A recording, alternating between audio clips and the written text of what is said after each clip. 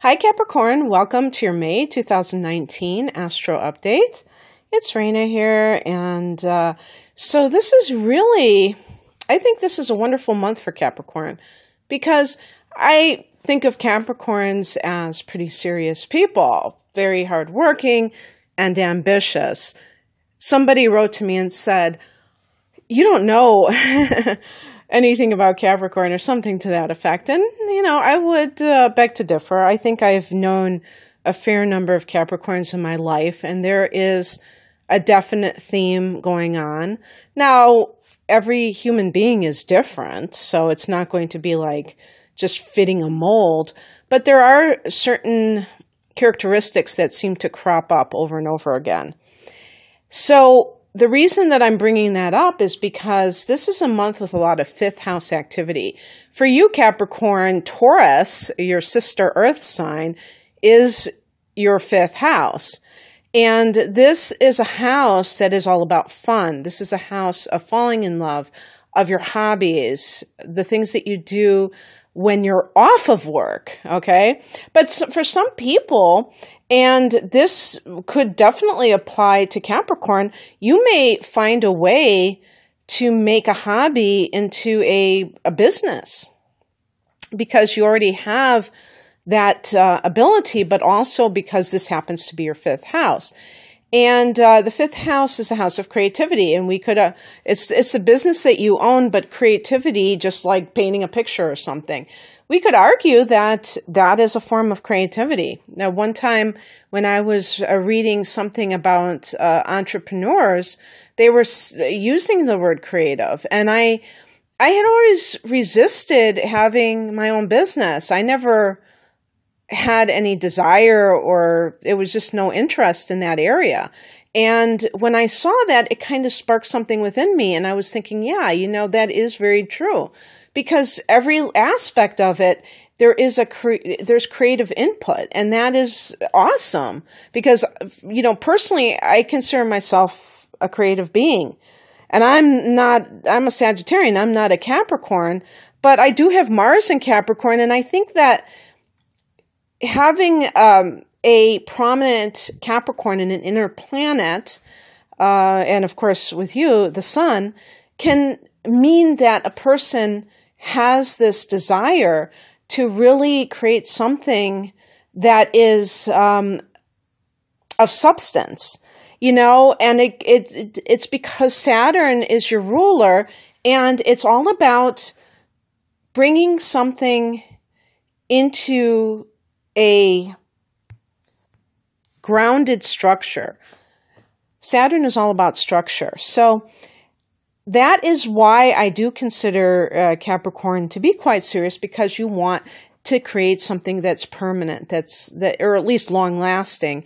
And, Saturn is the sign of old age, of this, this endurance, where something isn't just a flash in the pan, but has, it can be generational. So in any case, this is fun energy. And at the same time that the sun is in this fifth house as the month begins, Mars, which is that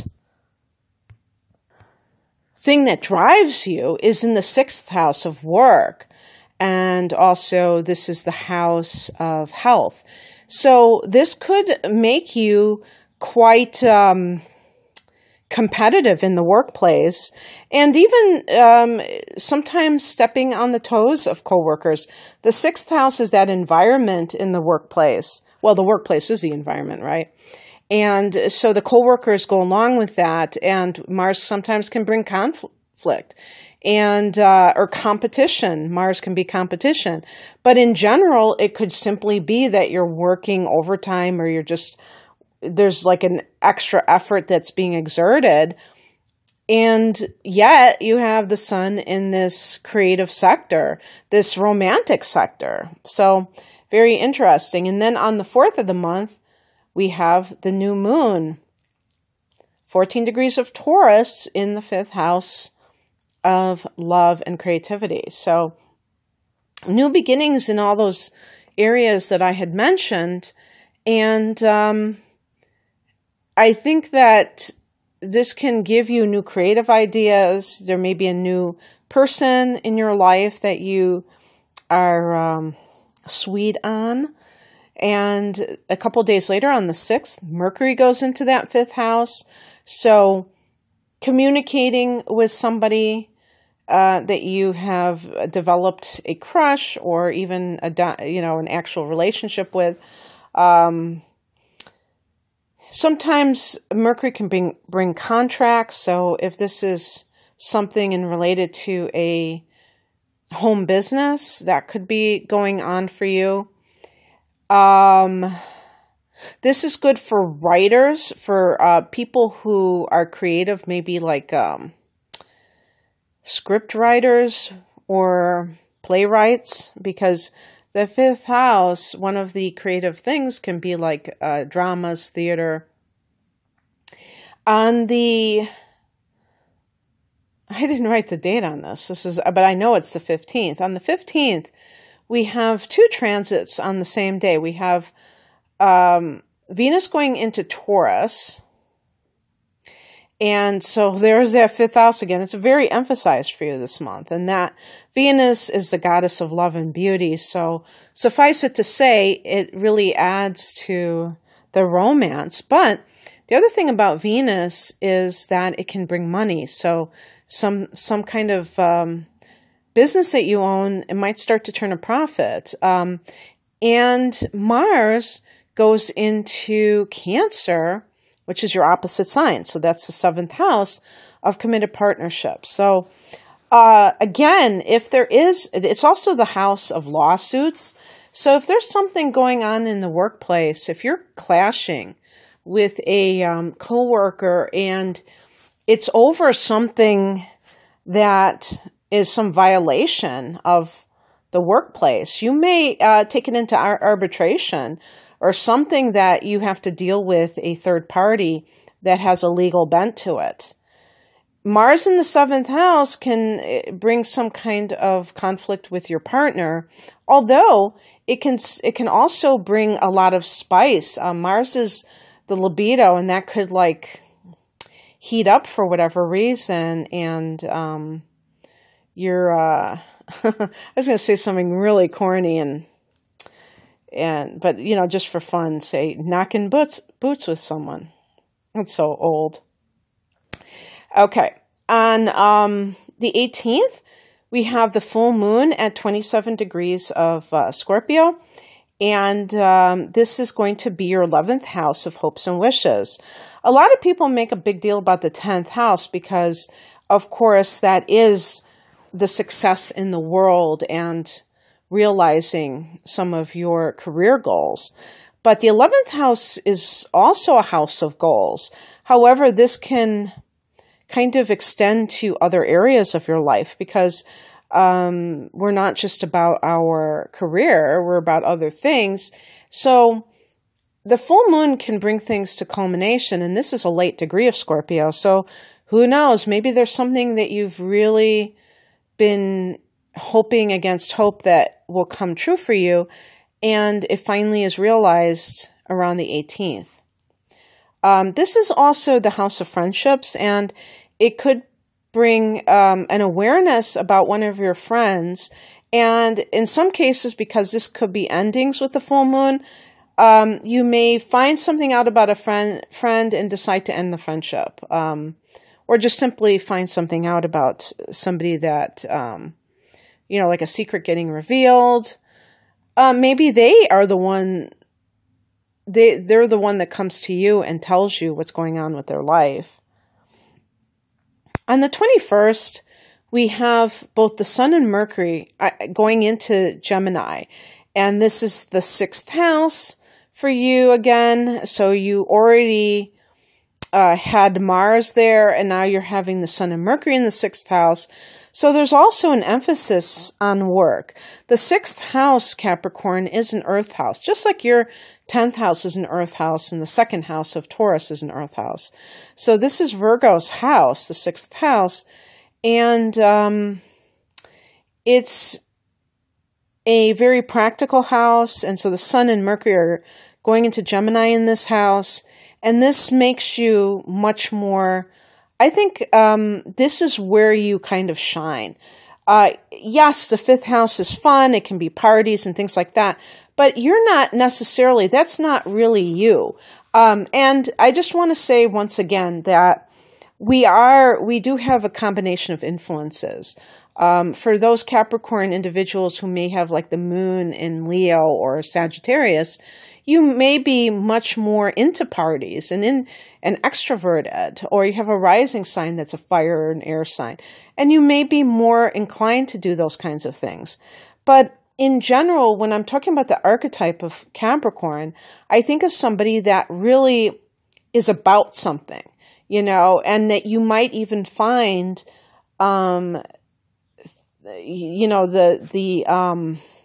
fifth house, what that represents when it comes to parties and concerts and things like that, to be a bit frivolous. That, you might think to yourself, what is that going to get? Where is that going to get me, to go to this event?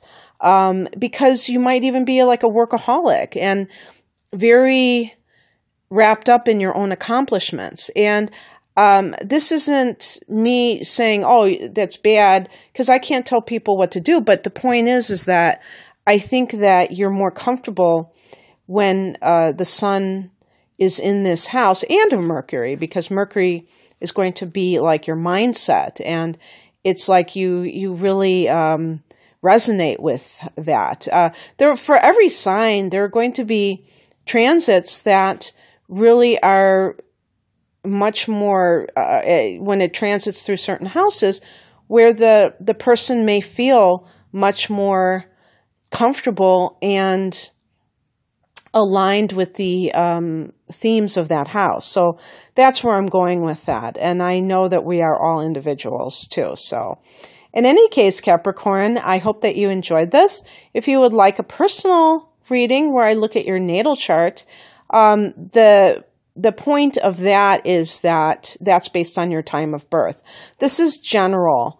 People really bash astrology, don't they? When they look at newspapers, or I don't know how many people read newspapers anymore, but magazines and, just in the pop culture. And those are very, very general. But even these are more kind of like in depth that people do on YouTube. But even those are still going to be general.